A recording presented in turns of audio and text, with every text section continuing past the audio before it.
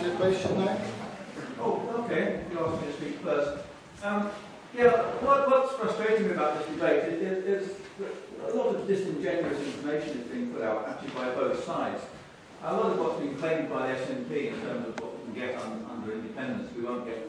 That's not actually true. A lot of what we can actually have will get just as achievable under the existing arrangements. So I do actually agree that the abolition of the House of Lords is something that should have happened years ago. But one of the things that just take particularly the example of the currency. We're told we're going to have the pound, whereas if you actually look at it, all of the main political parties down south have said, no, you're not going to actually sort of have it. And if Scotland does actually keep the pound, then in fact it will lose a vast amount of its ability to control its own sort of borrowing levels and etc. And on the other hand, Scotland's also said that we're going to join the European Union. Well, fine, that's good, but if you then ask the people in Europe, do you want Scotland to join, they will say yes, that's great, join. But then what's not being told us is the second part of the quote, which I was having dinner with my host, Ramuda, who's actually the Prime Minister of Latvia, and she's clearly stated that Scotland will be welcome in the European Union, but on the same terms as them, which basically says we will join the euro. So to me, so Scotland. Okay. Scotland can I just get the first answer? Yeah. Okay. So can I condense your comment into 2 points, which is currency. Is it currency and the EU or currency? Well, the two are. The two. Okay. Yeah. Currency and the EU. Okay. Thank you. Okay. You don't have to apply. The Germans will actually want to. Okay. Sorry. Get the euro and everything else. So Scotland will have to have the euro. So let's all be honest about it. Okay. Let's put that to the panel, because I think we would fundamentally disagree with your point. Yeah, if you want facts, you can't be forced to join the euro. That is factually untrue. Whoever told you that was telling you a fib, and you should have checked the facts. There is no requirement to join it. There is a commitment in principle for every member state who joins to join the currency, but you can't do that without at least 2 years' membership of the exchange rate mechanism, and that is not compulsory, that's optional. The EU is not interested in forcing countries to destroy their own economy in order to adopt their currency. It doesn't work that way. There is no sanction, no rule, and there are only 17 members of the single currency, but there are 28 members of the EU, and there are only, 3 of them have got a derogation and opt-out. The rest of them have decided not to bother using it.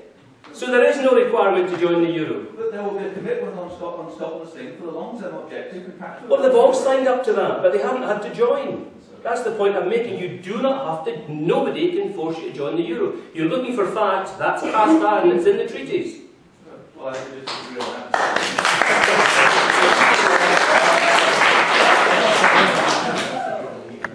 Okay, yeah, we'll take one and then. Can I follow up that question on the issue of disingenuous information?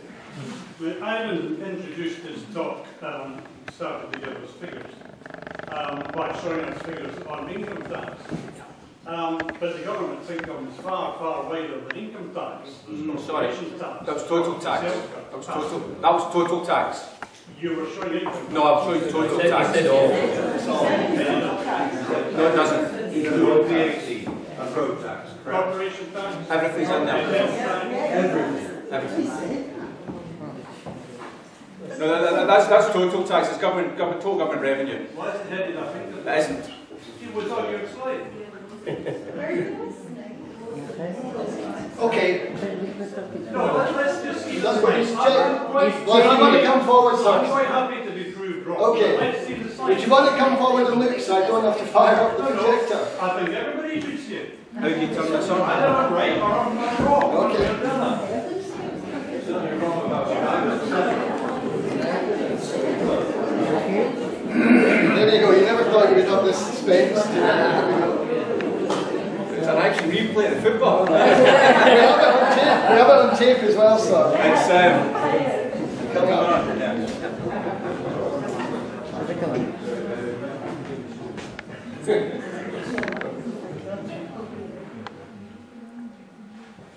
Okay. So that's the slide. Scotland's generating more tax per person than the UK average, and I made the point that was all taxed. Now, if you, maybe what you've picked up on is the next. Yeah, the thing. Where are we? Yeah. The Two slides of the word income. That's right, it's government income. Scottish generate more tax per person than the UK average. More income per person.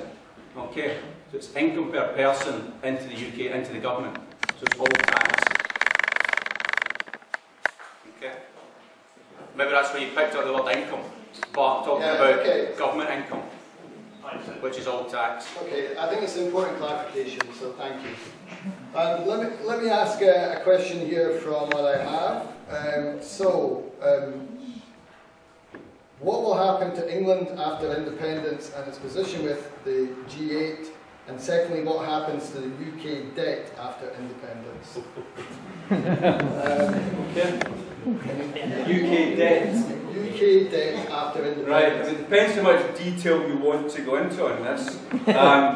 The UK debt is obviously extremely unmanageable. They're sitting at 85, nearly 90% of GDP. Debt as a percentage of GDP. So if you rate rank countries in terms of where they're at, the UK is really pushing the boat out. Now, apart from the likes of Greece, Portugal, Spain, the UK's got one of the worst debt to GDP ratios in the industrialised world. The UK government gave the undertaking back in January that they would underwrite all the debt that was taken out in their name. Now that's a bit of a kind of statement of the obvious, because legally they've signed up to the debt and they've insisted that they be the continuing state after independence, because they want to keep treaties, etc., and not least they want to keep the permanent seat on the UN Security Council. But part of the consequence of that is that they take all the debt legally. The issue then becomes how much of that debt does Scotland take responsibility for, and that will be part of the negotiations, not least of course around the assets, which includes the currency. If you don't buy a business or sell a business and take the liabilities without taking a fair share of the assets. In terms of the reality of what will happen, everybody is absolutely scared about spooking the markets. There is no doubt that as soon as the vote is in, or even before then, there will be a conversation that happens round about put a common face to the markets on the 19th of September that says this is the way things are going to go.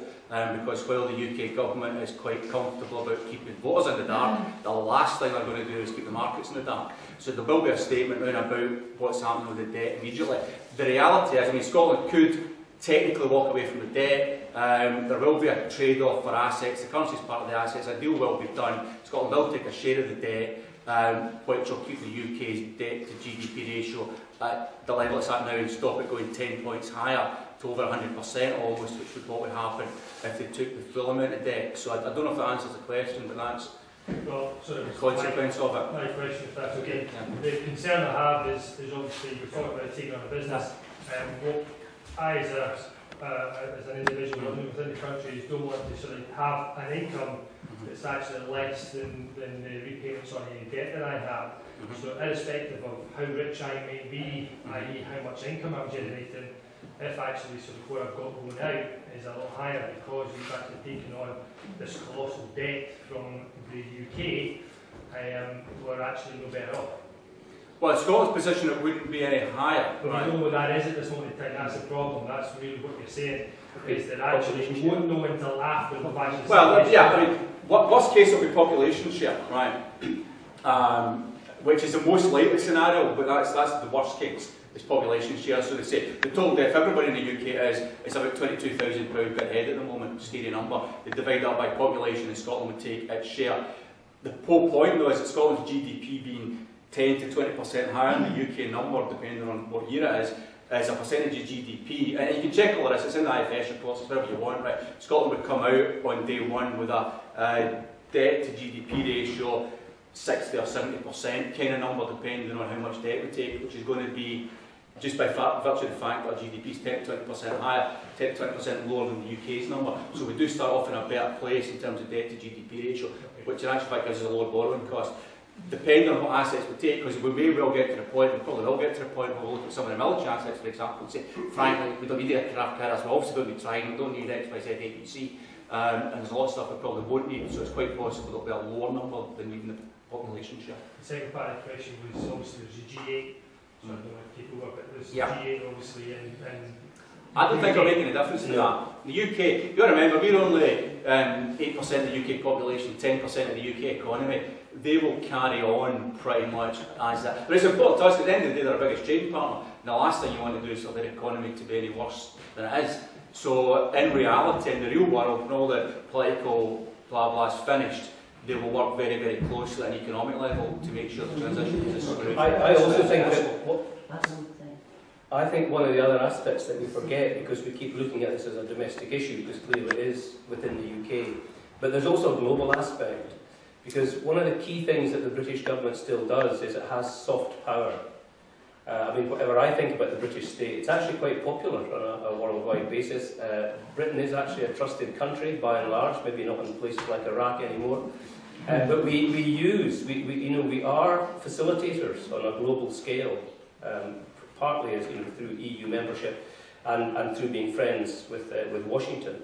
We're a country that counts, and the soft power is extremely important to the British government. And my argument is that if they do lose a third of the land mass and nearly 10% of the population, that's a big embarrassment for the UK.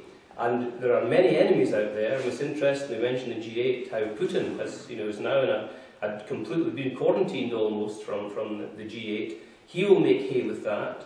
There are UK opponents in the UN who don't understand why Britain retains a permanent seat, for example. There will be pressure applied there. It will be in the interests of Britain to try to make this look like a smooth transition. And I think part of that will be how we do this issue about whether they will actually take sterling. I think that the whole civil service will say, look, we need to be able to say in the capitals of the world, yes, they voted for independence, but you know what? They're still using the same currency, they're still our trading partner. We've now got more votes combined in Europe than we had before. We work as a bloc at times in Europe. We work hand in glove through NATO, through our military forces. So actually, the Scots have taken advantage of what used to be an historical situation, and good luck to them. But basically, Britain has not really changed that much. That will be the diplomatic spin that has to go on it. Can I just add to that, though? There are people in the debate who favour having our own currency. Yes, And there's a lot of different people in this debate. And no debt. And no debt. I was in Iceland at Christmas, and you'll all know that Iceland had its own banking crisis in 2008. They took their bankers to court. They didn't bail them out. They then closed their currency. There's only 340,000. The Prime Minister on trial. Exactly. There's 340,000 of a population who have the kroner, and it's a closed currency. So they then controlled it very tightly about how they would regrow their economy. And when I was there at Christmas, actually, you didn't need kroner because everything was plastic. You could even get into the ladies using plastic.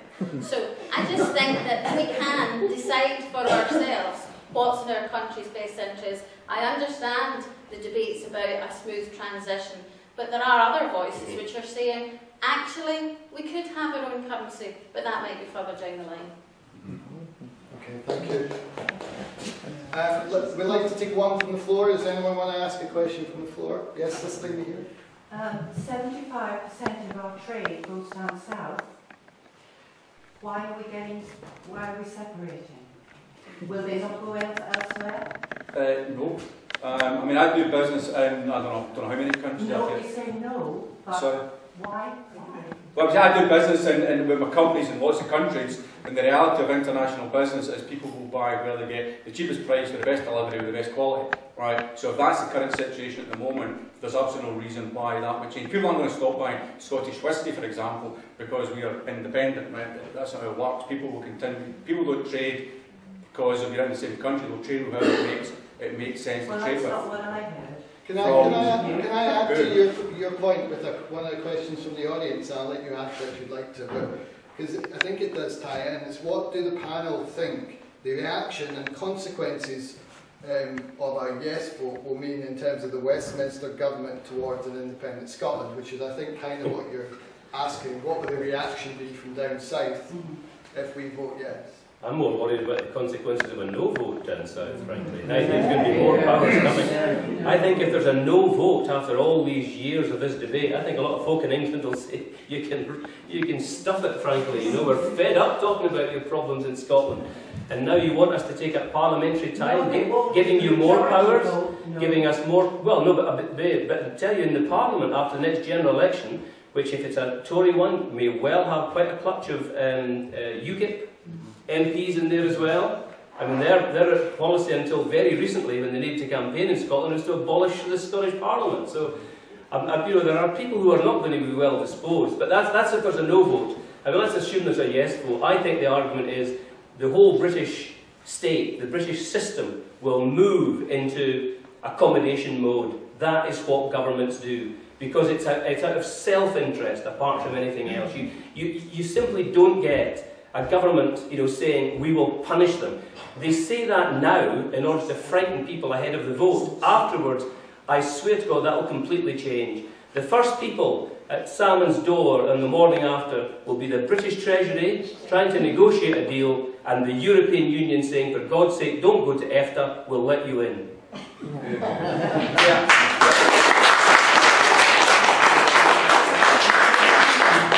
Remember, we've got clout in this debate. You know, the No campaign present this as Big Brother and they tell us what's what. The reality is quite different. We have got real cards to play. One of them is called Trident. But also there are voices in England which want a yes vote because they think it will renew democracy if we get a yes vote in the north of England, and that will influence the democracy and for the better and have a more progressive England. I mean, Billy Bragg, for instance, is somebody that's very in favour of a yes vote. So hopefully we would be this beacon of hope that you don't need to sit and accept. And some of the arguments that are around about what about this and what about that, how much money, we don't know what's going to happen next year under the present government. And I think this debate for all our lives is so important. I don't see any Scottish person being bought off whether they think they're £1,000 better off or £1,400 better off. I don't think that's what it's going to come down to. It's going to come down to who do you trust to take this country forward in a progressive way to build a more equal Scotland, which is not just based on wealth. There are other ways of being rich, and that's about not having a bedroom tax, and not having food banks, and treating people properly, and not having welfare cuts. So all of those things matter a great deal, as well as having economic security. So I think we've got to look at that in the round and keep that big picture in mind. And I think that it's correct that some of these things are there to scare people and to make you feel nervous. For me, I agree with Derek. I'm more nervous about the prospects of a no vote in 15 years of a Tory or UKIP government and absolutely tearing up the Barnett formula and us having little or no control over that, retaining the House of Lords, retaining Trident. They'll bring more Trident up here because they'll think that they have it, they can park up all the nuclear weapons they like. Speaking as a Greenham Common woman, I'm voting yes to get rid of Trident.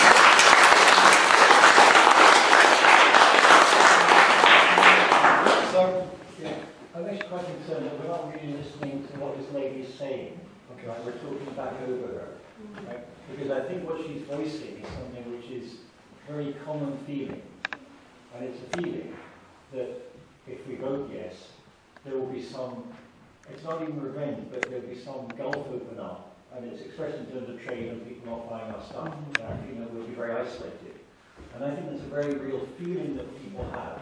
And I think that's inhibiting people from going to yes. So I think rather than talk over, I think it would be quite useful to try and explore that a bit more about what is the fear and listen to that fear, because we won't persuade her by just saying you're wrong.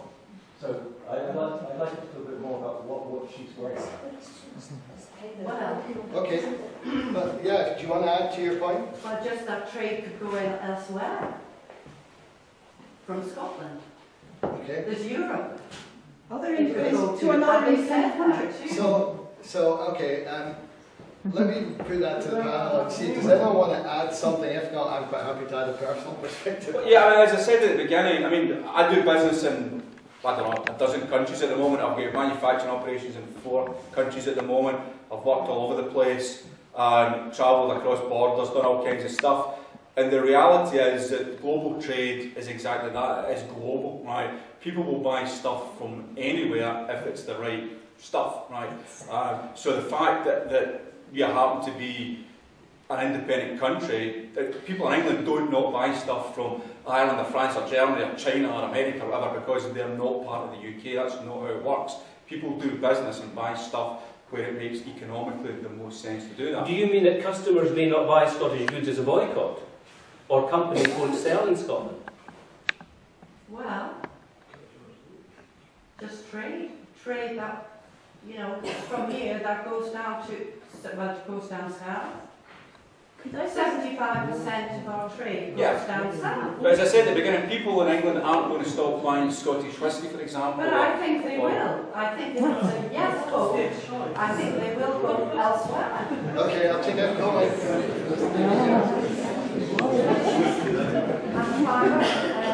So I agree with that. So one of the big concerns in Parliament is that most of our trade is with England. And I think the big thing in this debate is how we conduct ourselves and how we present what we want to do. So if this is seen as a negative anti-English campaign, there will be retribution because of that. So I think part of it is to say we're an open country, we're outward looking, we want to trade, we want to be part of the international community. Well, will they not think you've dumped us? But this is about that relationship, that dynamic is about you're in charge, you're out of order, you're going to get it, you're around it. Right? Well, it's hard what I hear when I go down to England. So, if they vote no, they vote yes. People think so it's up. Can I bring this point to a close? And please, I'm not shutting down your point. I understand it. But if you want to come and talk to us, I happily give my perspective. My brother lives in London. I lived in London for years. I don't think on the ground it's as heated as it is in the media. Right? We ran a thing in Tweeddale as a referendum choices. There were people from all sides, and we asked people up front to write 3 words. What are your priorities for Scotland? How would you like to describe Scotland in 15 years' time? Do you know what? We want the same things. And I don't think when you get to a personal level, why are you separating them? Because we want to decide our own future. We want it to have this. The best people to decide what happens in Scotland are the people that live here. It's not an anti-sentiment or a negative sentiment. Okay. I'm going to go to the very back of the room to the gentleman here. I'm going to go to the gentleman at the back and then we'll take one more question. I'm sorry, do England still trade with America? Or because America split with them, do they not trade with America? Well, they do, absolutely. So there's no difference. And the gentleman behind you, sorry, you had his hand up. Did you want to make a point, sir? Yeah, ask a question. I don't do anonymous. My name is Martin Mahannon and I'm a columnist at the Edinburgh Evening News. Every Tuesday I write about this, seems like for the last 2 years. And I always say that I'm a member of the SNP. And the reason why I do that is because so many other columnists who are so obviously thorough to the cause of the No campaign don't do so. Does the panel agree with me, and I would like to come back later on, does the panel not agree with me that the mainstream Scottish media has been hugely biased against the Yes campaign from the outset, has continued to pour out the lies and nonsense of Project Fear without questioning, and do you not agree that at this point we should be asking the BBC and others to actually start representing all the strands of opinion in Scotland? Yeah.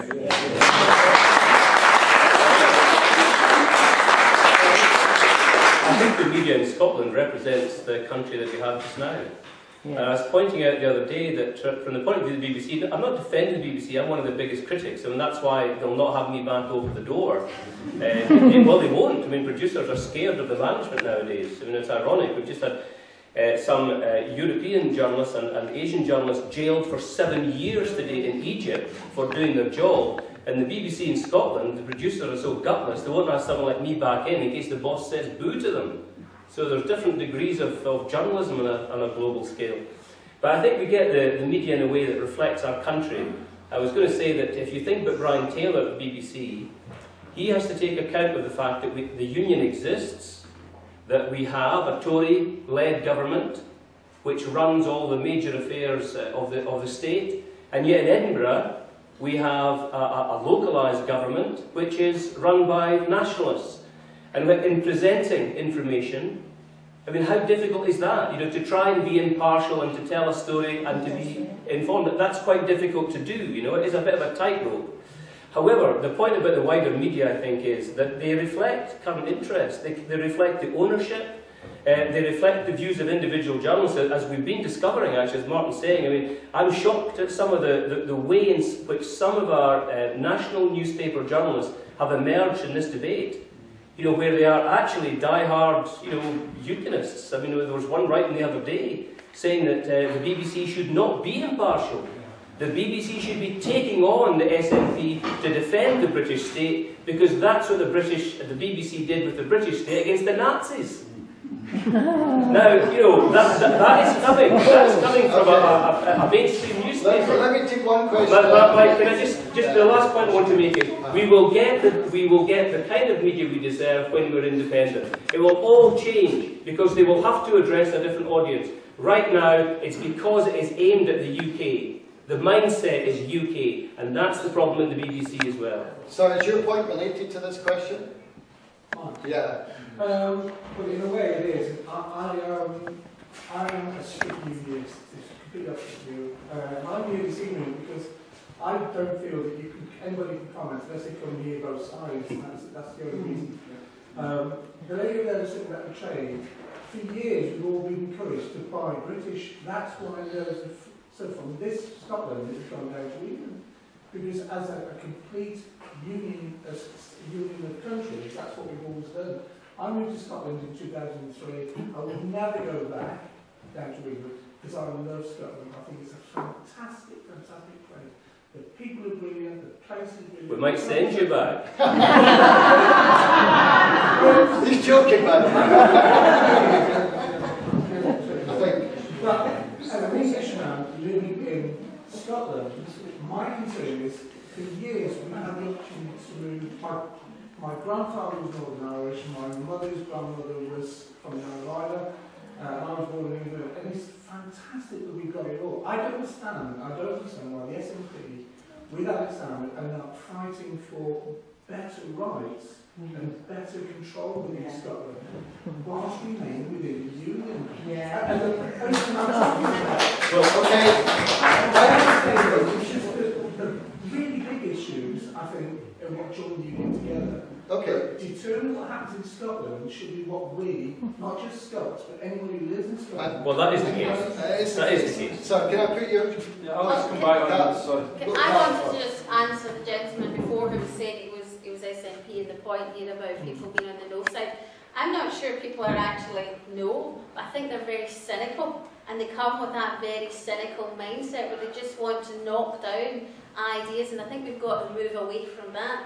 But one of the things in terms of what I did wonder about was the BBC journalist who obviously had a planted question to ask President Obama, and within 2 hours you had people running around the streets with that sign gone from hope to no. So that didn't happen of itself. So that shows you one example of an orchestrated supporting the no side. But I think it's for all of us, and that's why make your complaints, make your voices heard, and particularly for all the women here, every time there's a phone in, if you're at home, phone in. And I do it whenever I am, and I got phoned in the last time when I was away from home, and they said, oh, this is Karen from Greenock, and all my friends were going, where is she now, what's going on? Just phone in, get your voice heard, and that will change the nature of the debate. We've only got 3 months, we can't sit back and be pessimistic. We have to deal with what we've got and just get our voices heard within the debate as loudly as possible.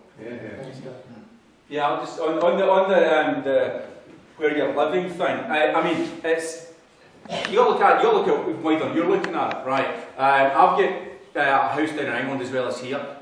See, my kids live down in England. I've spent a lot of time living down there, living back here. But I'll tell you what else. My wife's Polish, right? And my grandmother lives in Italy. She's Italian, right? So you got to look at the whole context. It's not just narrow to this island. It's much, much bigger than that. In the European Union, there's absolutely nothing that stops people moving and living and working absolutely anywhere, and that's fabulous. And that'll continue. In the social union, in terms of our relationships with people in the rest of these islands, is very important, and that will absolutely continue as well. This isn't about that. This is about where political decisions are made and where economic decisions are made. And the reality is, Well, I'm a British citizen. I don't class myself as English, I class myself as British. I'm part of the whole island. That's what makes me a unionist. Yeah. I will always be a unionist. But I will always look, if I'm in Scotland, I always want the best. And the life of it is completely different to being down south. For me, it's significantly better in Scotland than down in England. But I still want to be part of it, and there will be significant people who vote no, who, for me, worst case scenario, if the yes vote prevails, what are we going to do with a big percentage of disaffected people who vote no? I think that is absolutely not an issue. Life will carry on for everybody as it was before.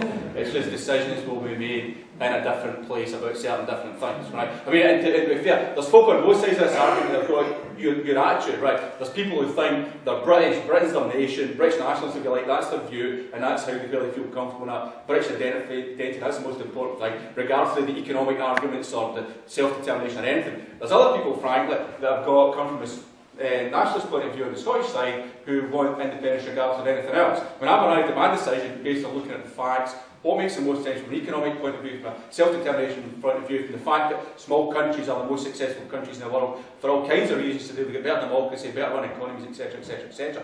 That's where I'm coming from a very hard-headed position that says that, on balance, I've absolutely no doubt that the Scotland being independent makes the most sense for the people of Scotland.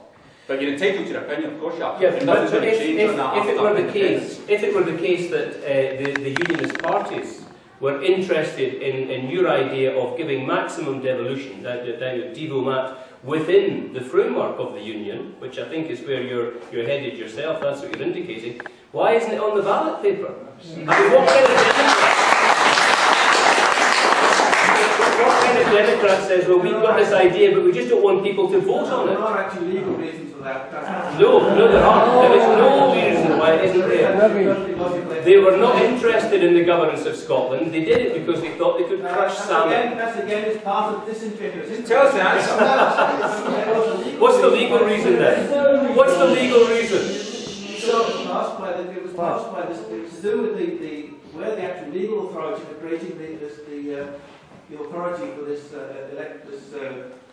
referendum to actually sort of take place. So I'm not a lawyer myself, but somebody did explain to me, which in fact was a legal reason why that was not feasible, and with the resources we've got in Scotland, that we could survive quite adequately. Absolutely. Yes. I'm sorry to give you a quick answer. I just get a point on that. There's, if you look at the countries United Nations, a lot of people didn't realise this, and it's another piece of information I discovered.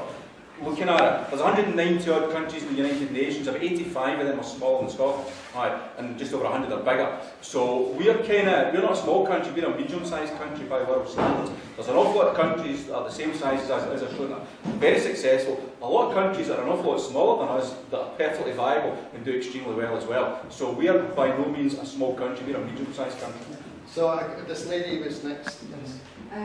You briefly touched on Trident. And to me, that is a huge issue, that if Scotland is independent, we can get rid of weapons of mass destruction and save lots of money into the market. And to me, that is very important. Yeah, I agree with that. I think I have a suspicion about this, though. I'm afraid. I think that, and I know the government, what they've been saying, because they've kind of had to say, no, that it's definitely happening. The weapons are going, and I think, in a way, maybe it's a bit like the euro. In other words, you get a commitment in talks. You know, this is definitely going. I think that if the talks get tricky, it is such an ace card that could deliver so many other things if some arrangement was reached in the short term. No, I'm simply, what I'm doing is, I'm not in the SNP either, by the way. And I'm not interested. I'm not interested in NATO membership per se either. And I want rid of the nuclear weapons. What I'm trying to describe to you is what politicians do, and what negotiating teams do as well. I'll take this gentleman here.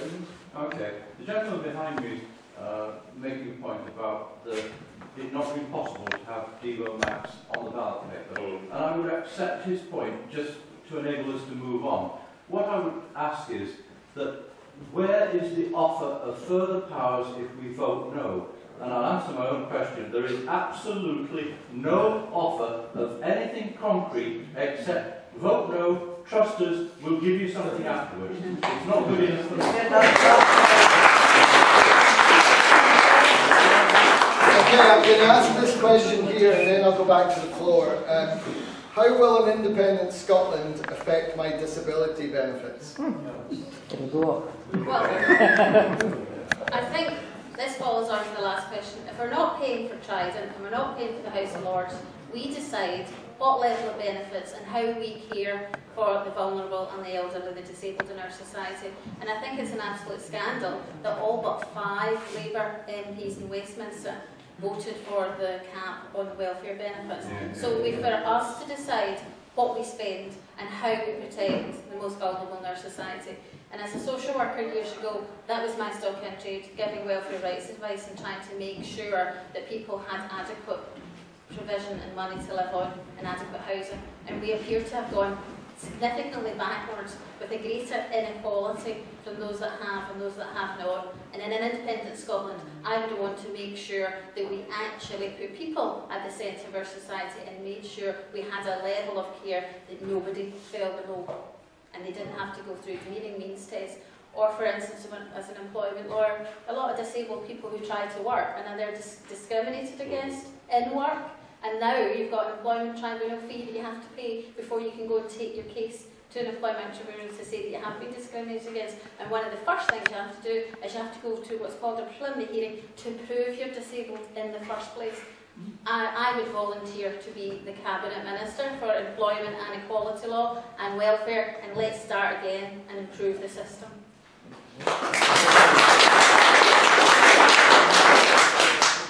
Okay, yes, gentleman here. It's a question I would an answer to, please. There seems to be many jobs in Scotland which are very much the gift of government. I think, for example, National Savings and Investments in Glasgow, who employ very large numbers of people, and they're handling large amounts of UK money. And you can think of all sorts of other situations which are, in a sense, the gift of the government. Now, what will happen to those jobs with independence? Will NSNI suddenly decide to lift 9/10 of its investments out of Scotland and 9/10 of the jobs? Or what will happen in a situation like that? Yeah, I mean, if you look at the, in terms of the amount of money that's spent in Scotland or in the UK on those kind of jobs, and I showed you the numbers before, talking about social protection, like talking about public spending as a percentage of income or of the economy. There's no more spent, and it's actually a smaller percentage of Scotland's tax take and of the total economy is spent on public sector in Scotland than is the case right across the UK. So the perception that Scotland's some kind of welfare junkie and we spend far more on the public sector isn't in fact true. Right, so put that to bed to start with. You're going to have a cross-border situation where you're going to have, as you said, I mean, there's examples of that here, there's examples of stuff down south where there's obviously services getting provided for Scotland. There's going to be a practical decision taken. Nobody wants complete and utter upheaval on either side of the border, because if you've got stuff happening here providing a service down south, then they're going to have to, that's going to have to continue. Otherwise, people down south are going to stop getting that service. So the reality is there will be a sensible, pragmatic view taken on it, on what's the best, the most sensible way to make those changes. Some of the stuff they'll be able to decouple fairly easily. Other stuff, frankly, and Dunleavy talked about it this morning, he was talking about this, other stuff will carry on for years. But frankly, there's nothing wrong with that, because at the end of the day, a lot of these services are provided from wherever it makes sense to get them from anyway, right? And if there's cross-border service provision going on for a period of time, or things where it makes sense, then that's not really a problem. So, in reality, when you look at the total number of jobs across the border, it balances out. And when you look at what's actually going to happen in transition, there will be smooth transitions case by case on what makes the most sense going forward. Thank you. Thank you. We touched on this earlier, but I'm going to ask this because we didn't go into it in any real detail.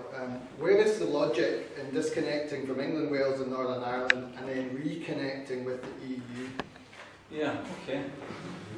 Derek, if you want to go first. Yeah, I mean, one of the things that I learned as a journalist was going to Brussels and Strasbourg, and just how simple things are there. You know, that how uncomplicated it is, how the borders barely exist. And we were talking about this earlier about trade. Well, I mean, working in the European Parliament in Strasbourg, some of the people that would edit material for me, you know, would cross from Germany into France every day. I mean, it's quite routine and quite normal. And I think that's how I see Scotland with the European Union as well. And indeed, since we'll presume that the remainder of the UK will still be in the EU after 2017, question mark.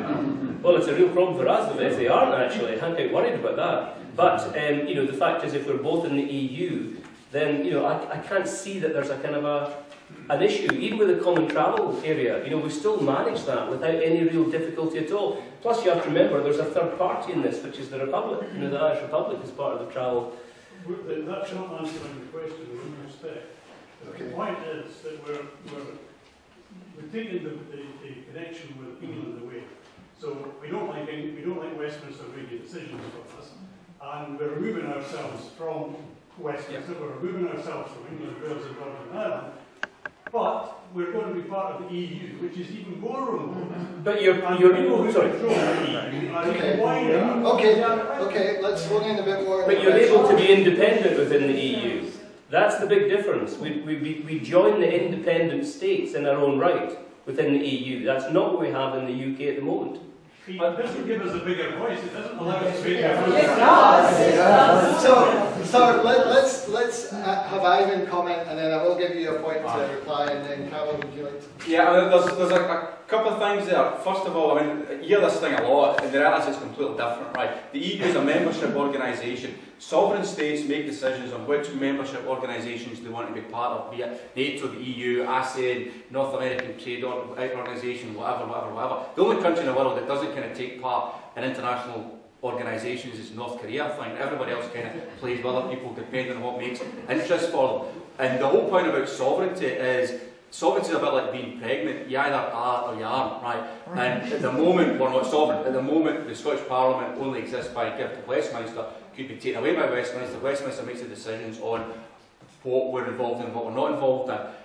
When you're an independent country, you've got that sovereignty. Now that means that you can decide, do you know what, we think it makes sense for us to be part of NATO, part of the World Trade Organisation, part of the EU, part of whatever.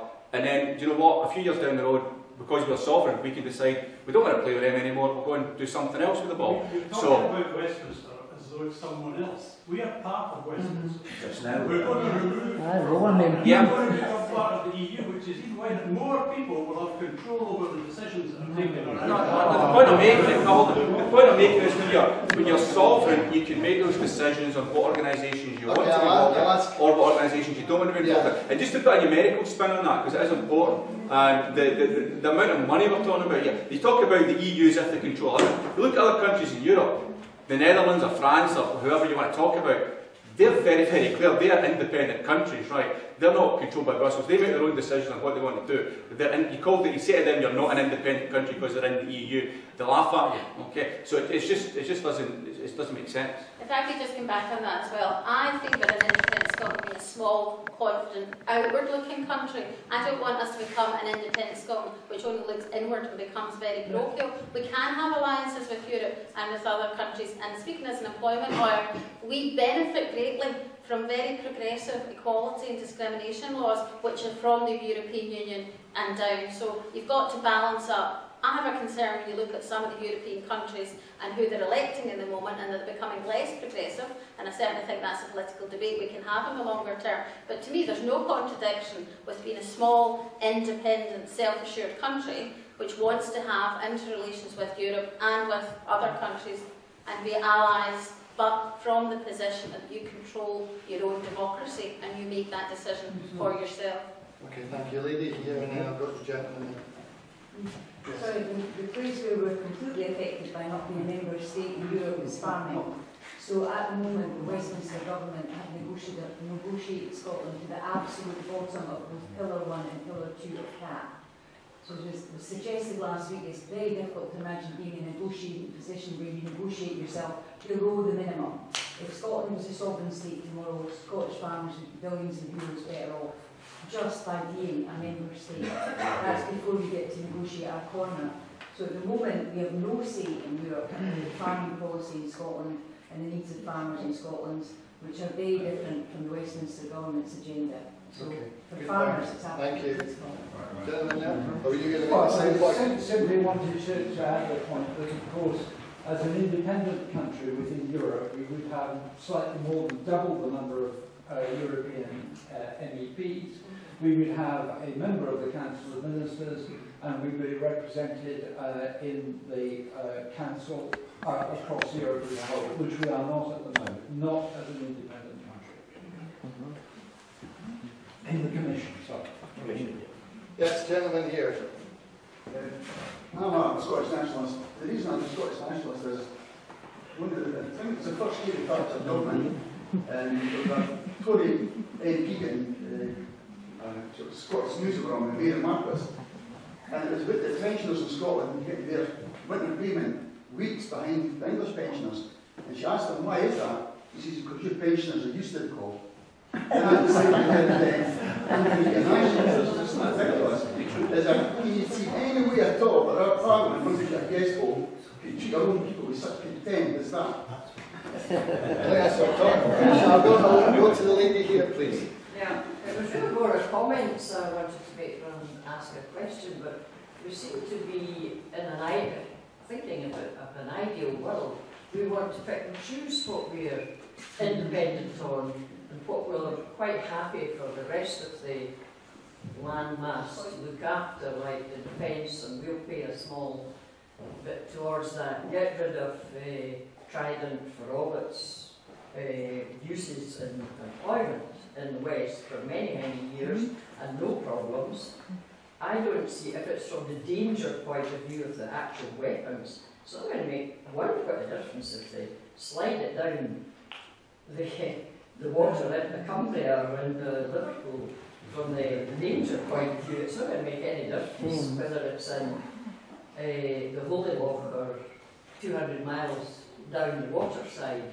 But there are so many other issues, not political, but from your wider life and cultural life, sport, music.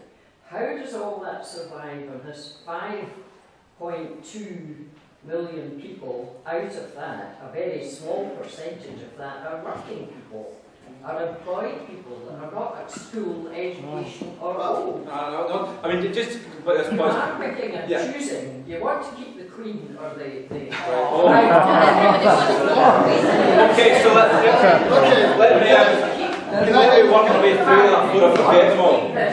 Right. Quite happy to and put a line along Berry so that nobody thinks That's not the way the world works. Let me put that to the future will be tennis. Yeah, okay.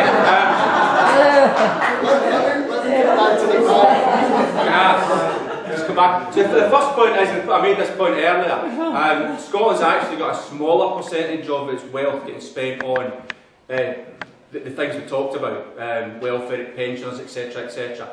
So if you look at where we are in percentage terms, we're actually better off than the rest of the UK in terms of amount we spend on that. If you look at other countries, we've shown you the data on other successful countries that are the same size as Scotland do very, very, very well, much, much better than we're doing, much better than the UK is doing, with a lot less natural resources than we've got. So there's absolutely no reason, as I said already, a country of 5 million people is perfectly viable. Most of the most successful countries in the world of that kind of size. There's no reason why we can't be.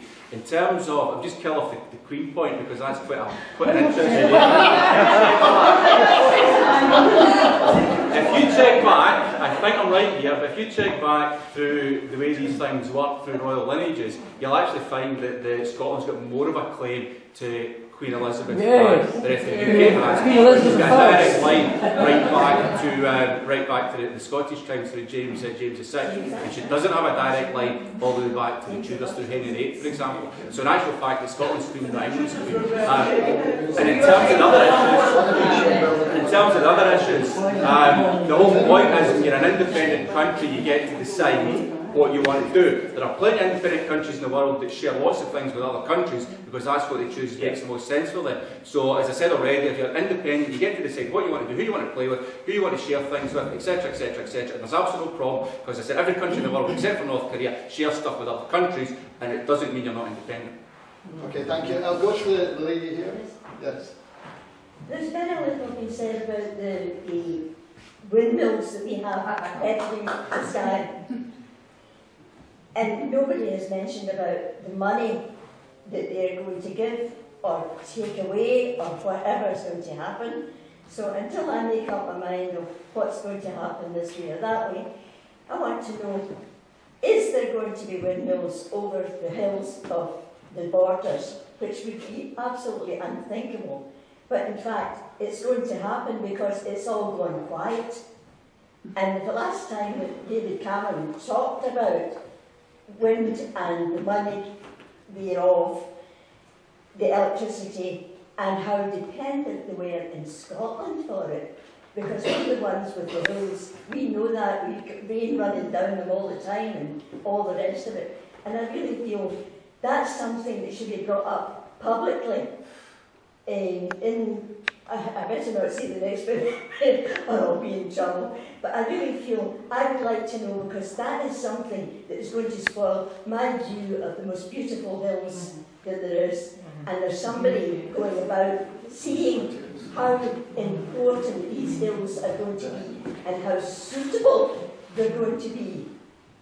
Now, all you need, if you put in a 25 metres base on that, and that's my doctor giving me now.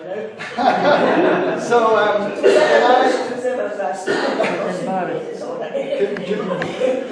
it ends up that, in fact, this should be part, because these hills are our future.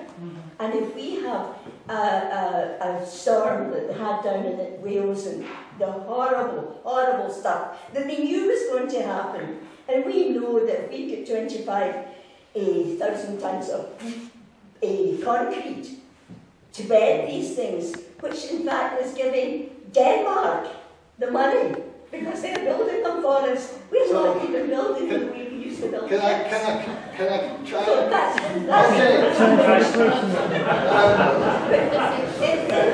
Well, I think to be fair, climate change is the future, isn't it? Sorry? Climate change is the future. I mean, we're talking about saving the hills of the landscape, which I have every sympathy. I come from Selkirk and I understand the hills, and I love that too.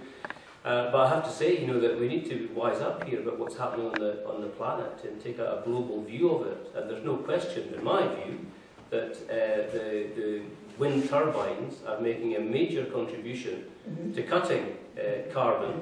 We're doing more, I think, than many other countries are. We're also happy, you know, we have them onshore, which I think in England they're very reluctant to have them onshore. They have them offshore more, I think, in England because of objections like yours. But one of the consequences of that is that it's one reason why there's a need in England for green power to come from Scotland to feed consumers in England.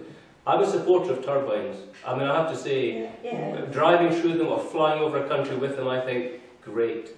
You know, I know, I mean, you know, there's so many things we've had to get used to. At one time, the hills around here would all be afforested. The Caledonian, you know, the great forest would cover the trees. Now that's no longer there. We've got pylons carrying electricity. It's unthinkable not to have them. We've got, you know, hydropower. I think it's just a necessary consequence of where we are with climate change. And you mentioned subsidy. I think that's a big issue. Somebody said to me, why are rich landowners getting all this subsidy? I said, take the land off them.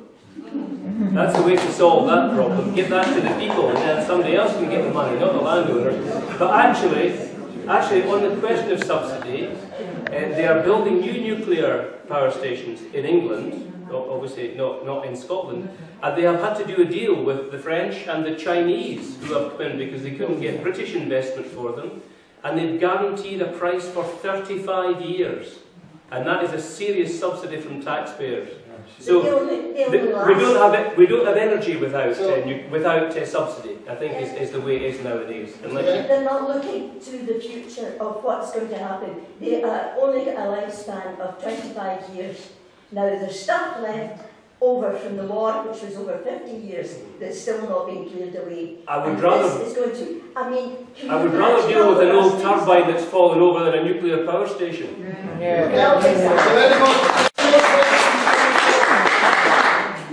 Lady at the back. You mentioned that the future may be a sovereign nation for Scotland. What is the future of the military in such a position? Can I ask about that?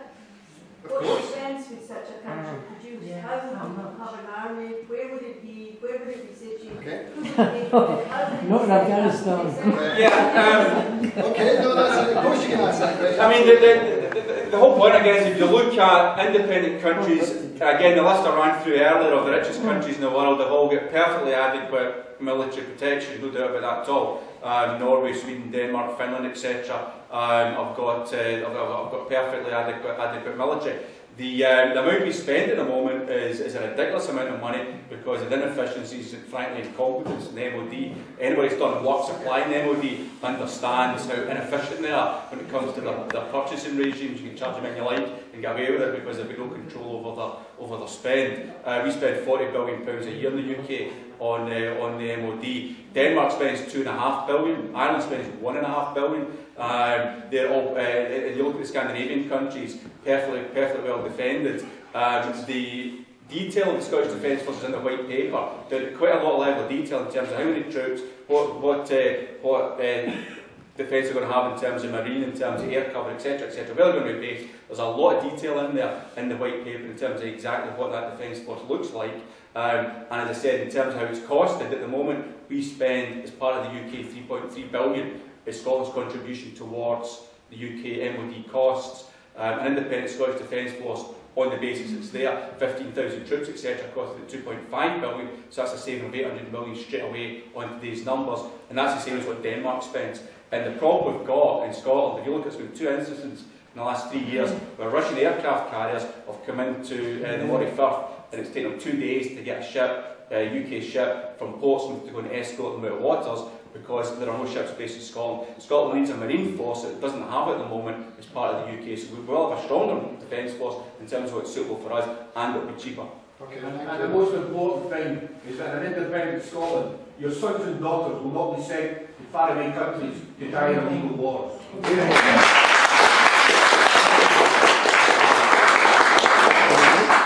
Lady back, and then we'll come to the state here next. Yeah, I was just wondering about the sort of quality of the politicians we have here. You know, I turn on and watch the Scottish Parliament debates with a real groan sometimes, and I worry about when you have such a small pool of, you know... Have you ever watched Westminster? I agree, absolutely. Farage, I do not want. But I think, you know, we draw a larger pool of people, and I'm really concerned about the quality of debate that I do see. I think it's really poor. Okay. I worry about that. I'll let Carol answer that, yeah. I share your concern. I think there are structural issues. It's not about people, there are structural issues. I would be in favour of a reformed Scottish Parliament where you had 2 terms.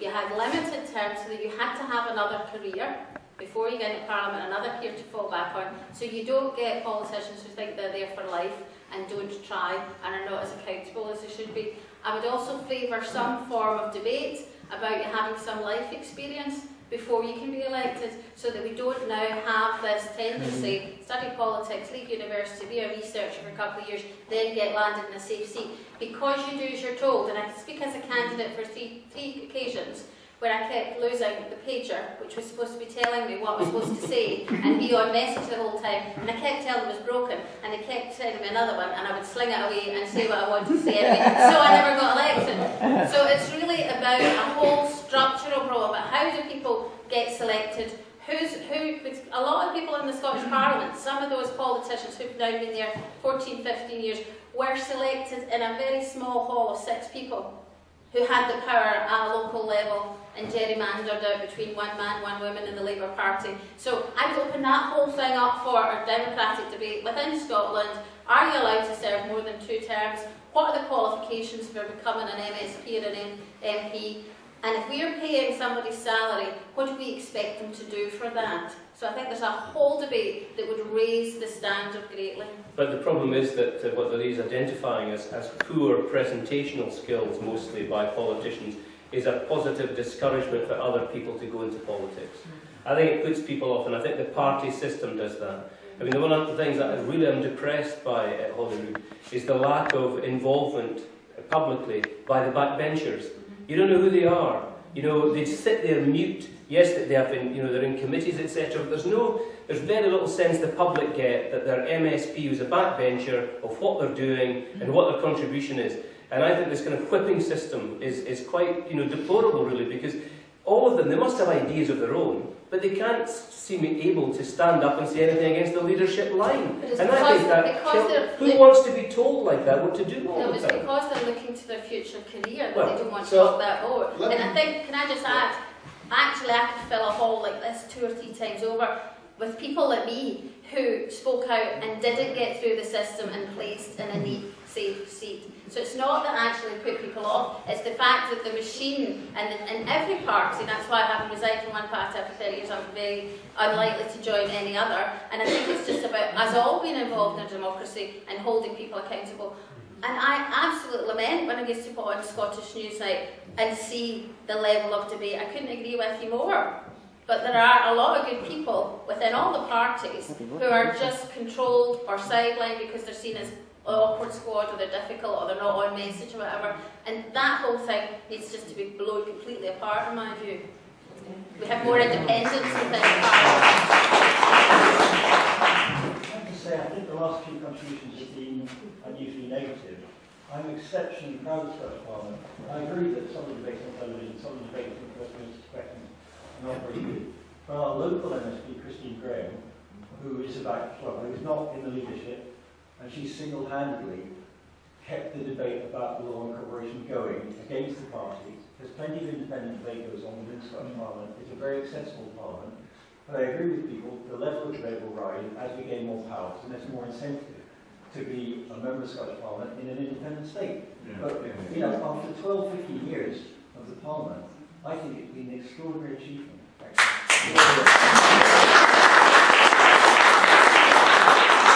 There's one example by the Parliament building and all the fuss we had about the Parliament building. There's a dining room and a bar within the Parliament which was meant to be accessible so that you could go in and you could meet your MSP or have dinner and all of that. That now does not function and is closed most of the time. And what they have is downstairs a little private bar that the MSPs only have access to. And the upstairs dining room has been contracted out and is now available for hire through an MSP, but it's not functioning the way that it should. So I'm not condemning the Scottish Parliament. Why I'm saying we shouldn't get complacent about what has happened over the last 15 years. And with a yes vote, it would be a chance to renew and make it better. Yeah, just very quick on the politician thing.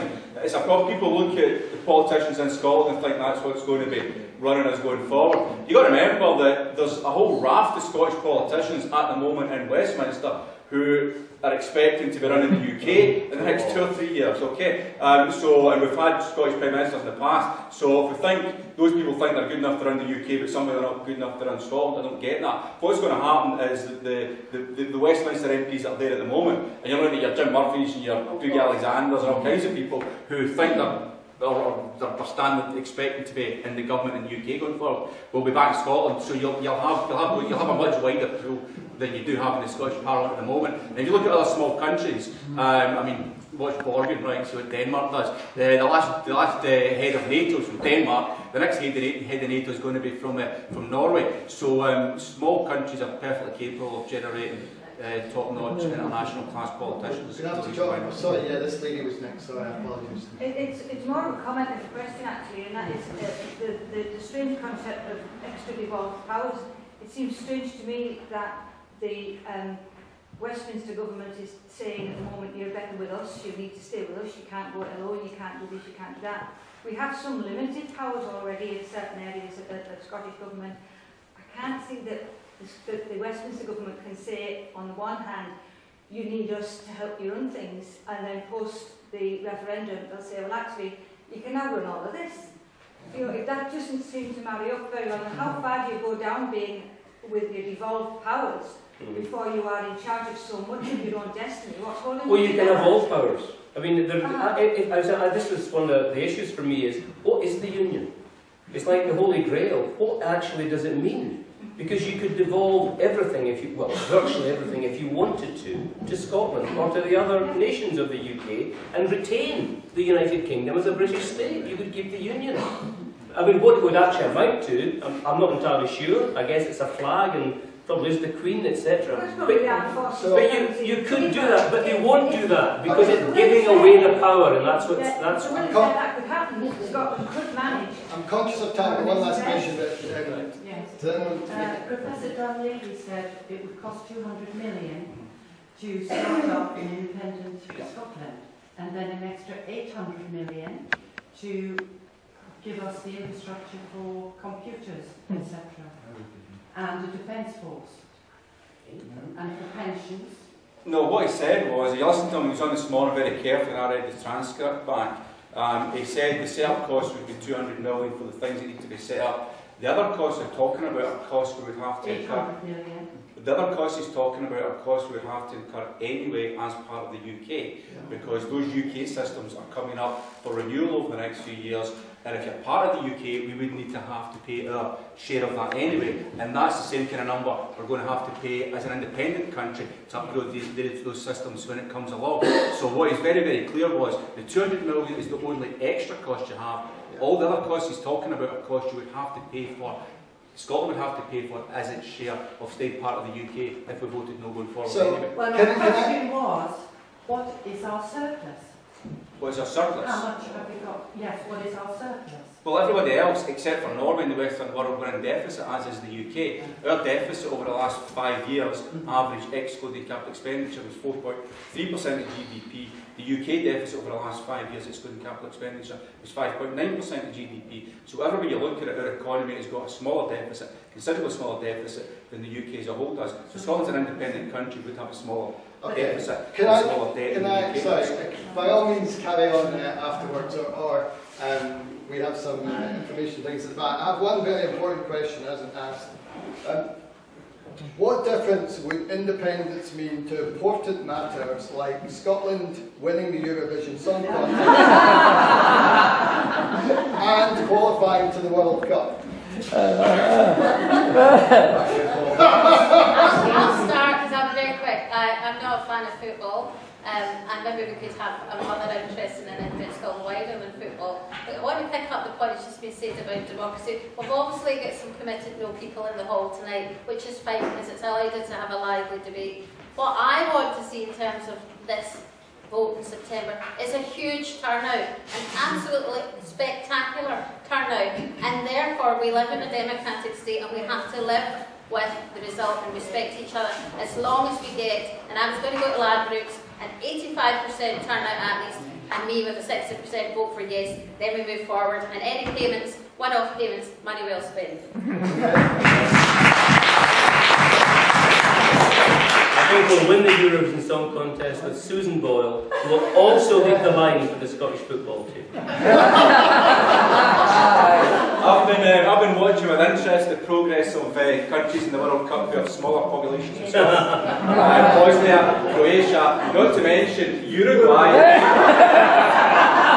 Costa Rica, 4.5 million, so there you go. Okay, ladies and gentlemen, this actually goes back to your point.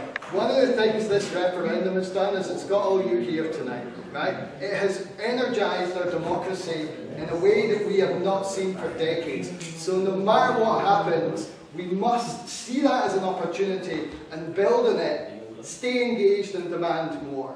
I'd like to ask you to join me in thanking our panel for tonight.